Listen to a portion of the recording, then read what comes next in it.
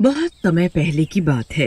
एक गांव में एक परिवार रहता था। उस परिवार में रमेश, उसकी पत्नी लता और उनका बेटा राजवीर रहता था। राजवीर बचपन से ही फौजी बनना चाहता था और अपने देश की सेवा करना चाहता था। पढ़ लिख कर जब राजवीर बड़ा हो गया तो उसने फौजी बनने की इच्छा अपने माँ बाप के आगे रखी। माँ, बाबूजी, आपको तो पता ही है कि बचपन से मेरा सपना है मैं फौजी बनूं। अब मैं बड़ा हो गया हूँ, फौज में भर्ती होना चाहता हूँ और अपने देश के लिए कुछ करना चाहता हूँ। अरे बेटा राजवीर, तुम ऐसा सोच भी कैसे सकते हो? तुम हमारे इकलौते बेटे हो। अगर तुम फौज में भर्ती हो गए तो हम अकेले कैसे रहेंगे? हाँ बेटा, तुम हमें छोड़कर जाने का सोच भी कैसे सकते हो? राजवीर अपने माँ बाप को बहुत समझाता है और काफी देर में जाकर उसके माँ बाप को ये बात समझ में आती है कि उन्हें अपने बेटे को फौज में भेज देना चाहिए। उनका मन अंदर से बहुत दुखी होता है, पर वो राजवीर को बाहर से इस बात का एहसास भी नहीं होने देते। अब राजवीर बड़ी ही खुशी खुशी फौज में भर्ती हो जाता है। उसका ध्यान तो बस देश की सेवा में ही लगा रहता है। काफी मेहनत के बाद राजवीर एक फौजी बन जाता है और बॉर्डर पर लड़ने चला जाता है। रमेश और लता को अपने बेटे पर बहुत गर्व होता है कि वो देश के लिए लड़ रहा है और वो अब काफी खुश भी होते हैं। काफी समय निकल जाता है और फिर छुट्टियों में राजवीर अपने घर वापस आता है। पूरा गांव राजवीर का बहुत स्वागत करता है। मेरे बेटे, तू आ गया। हमें तेरी बड़ी चिंता थी, पर तुझ पर बहुत गर्व भी है कि तू अपने देश के लिए लड़कर ही नहीं बल्कि जीत कर आया है। रमेश के माँ बाप उसके साथ खुशी खुशी छुट्टियां बिताने लगते हैं। उन दिनों राजवीर के लिए एक अच्छा रिश्ता भी आता है, जिससे राजवीर की शादी तय हो जाती है। राजवीर की होने वाली पत्नी का नाम नीमा होता है। नीमा और राजवीर इस रिश्ते से बड़े ही खुश होते हैं। जल्द ही दोनों की शादी की तारीख भी तय हो जाती है, पर शादी से एक हफ्ते पहले ही राजवीर को वापस बुलाने के लिए फोन आ जाता है। मुझे आज रात को ही निकलना है। नहीं बेटा, तू ऐसे कैसे जा सकता है? तेरी अगले हफ्ते तो शादी है। मैंने फौजी बनते वक्त कसम खाई थी कि सबसे पहला फर्ज मेरे लिए मेरा देश होगा। उसके आगे तो मेरी जान भी कुछ नहीं है। और वैसे भी मैं शादी तक वापस आ जाऊंगा माँ। अभी मेरा फर्ज मुझे बुला रहा है, मुझे जाना होगा। राजवीर किसी की एक नहीं सुनता और उसी रात जंग के लिए निकल पड़ता है।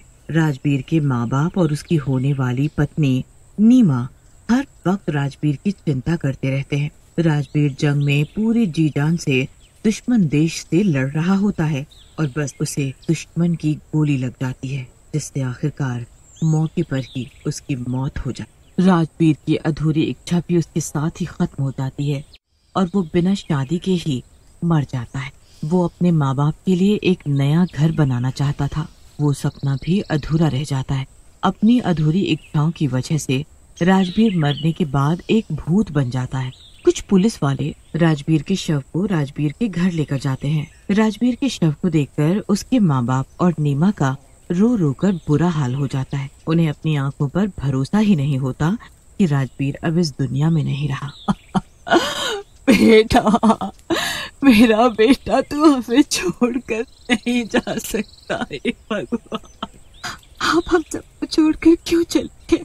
सब लोग बुरी तरह रो रहे होते हैं। गांव वालों को भी राजवीर के मरने पर बहुत दुख होता है, पर उनको उस पर गर्व भी होता है कि उसकी मौत देश की रक्षा करने की वजह से हुई और राजवीर का भूत वहीं पीछे खड़ा सब देख रहा होता है। दिन का वक्त होता है, इसीलिए कोई भी राजवीर के भूत को देख नहीं पाता। रात होती है और सब सो जाते हैं।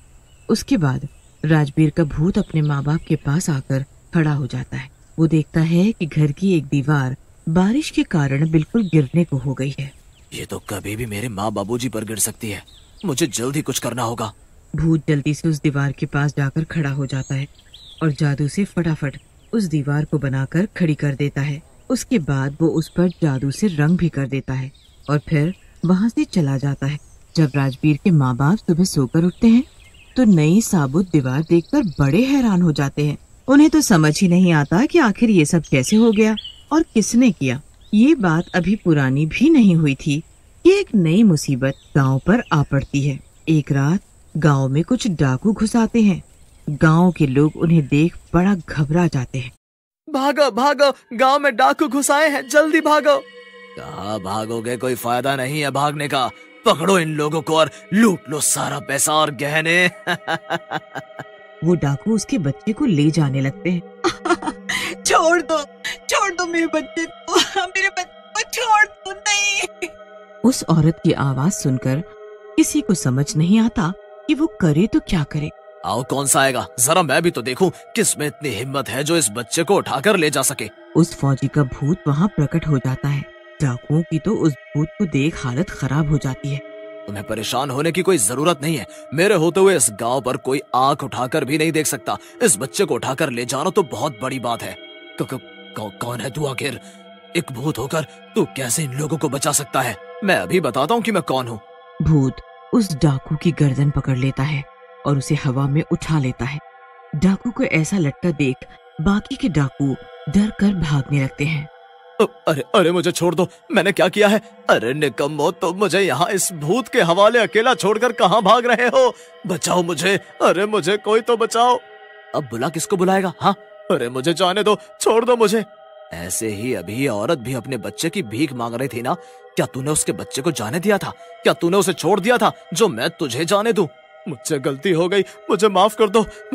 मैं अब कभी भी इस गांव की तरफ पलटकर भी नहीं देखूंगा। मैं सच बोल रहा हूँ, मेरी बात का विश्वास करो, मुझे जाने दो।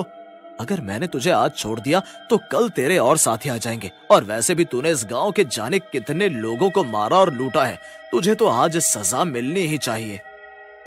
देखा, मैंने तुझे नहीं मारा, पर तेरी ऐसी हालत कर दी कि कोई अब दोबारा इधर नहीं आएगा। मैं तो हमेशा भूत के नाम से ही कांपती थी, पर आज मैंने देखा कि भूत भी इतने अच्छे होते हैं जितने कि इंसान भी नहीं। तुमने मेरी मदद, मेरे बच्चे को डाकुओं से छुड़ाया। आखिर कौन हो तुम जो हमारे गांव के लिए इतना कुछ कर रहे हो? जरूर तुम्हारा इस गांव से कोई नाता है। मेरा फर्ज है हर किसी की रक्षा करना, बस मैं वो निभा रहा हूँ। अब मैं यहाँ से जा रहा हूँ, पर कभी भी जरूरत पड़ने पर मैं जरूर वापस आऊंगा। भूत इतना कहकर वहाँ से गायब हो जाता है। पूरे गांव में उस भूत की खबर फैल जाती है। किसी को समझ नहीं आता कि आखिर वो भूत था कौन। पर उसके बाद लोग बड़े खुशी खुशी गांव में रहने लगते हैं कि अब कोई डाकू उस भूत के डर से गांव के अंदर घुसने की हिम्मत नहीं कर पाएगा। 2-3 दिन बाद फिर से गांव में एक नई मुसीबत आ जाती है। गांव में एक पागल हाथी घुस आता है और वो सारे खेत खराब करने लगता है। खेत में काम करने वाले लोग उस हाथी को देख शोर मचाने लगते हैं। भागो भागो, गांव में पागल हाथी आ गया है, ये सब कुछ बर्बाद कर डालेगा। सब जगह उथल पुथल मच जाती है। हाथी खेतों से भागता हुआ घरों के पास आ जाता है और घर तोड़ने लगता है। गांव में तबाही मच जाती है। पर तभी फिर से वो भूत वहां आ जाता है और उस पागल हाथी के सामने आकर खड़ा हो जाता है। भूत हाथी की सूंड पर अपना एक हाथ रखता है, जिससे हाथी बिल्कुल शांत होकर वापस जंगल में लौट जाता है। अरे, ये भूत तो वही है, इसने आज फिर हमारे गांव को मुसीबत से बचाया। आखिर कोई भूत इतना अच्छा कैसे हो सकता है बहन? भूत वहाँ से फिर से गायब हो जाता है। एक दिन गांव वाले उस भूत की सच्चाई जानने के लिए एक तांत्रिक को बुलाते हैं। तांत्रिक जब अपने मंत्र को पढ़ता है तो उसे ज्यादा कुछ तो पता नहीं चल पाता, पर वो एक बात बोलता है। ये तो कोई ऐसी आत्मा है जिसे लोगों के लिए कुछ करने का जुनून है, जैसे होता है ना फौजी। पर आप लोग परेशान ना हो, ये भूत किसी का बुरा नहीं करेगा। राजवीर के घर वालों को बहुत बड़ा धक्का लगता है। पूरा गांव उनसे मिलने उनके घर आता है। मत रो बहन, वो तुम्हारा नहीं पूरे देश का बेटा था और अभी भी है। ऐसा बेटा भगवान सबको दे जो मरने के बाद भी अपना फर्ज निभा रहा है। सच कहती हो तुम, मेरे बेटे ने मरने के बाद भी लोगों की रक्षा की हर तरह से। मैं बस चाहती हूँ कि अब उसकी आत्मा को शांति। उसके बाद गांव वाले एक बहुत बड़ा हवन रखते हैं, जिसमें राजवीर की आत्मा की शांति की पूजा होती है और राजवीर की आत्मा को आखिरकार शांति मिल जाती है।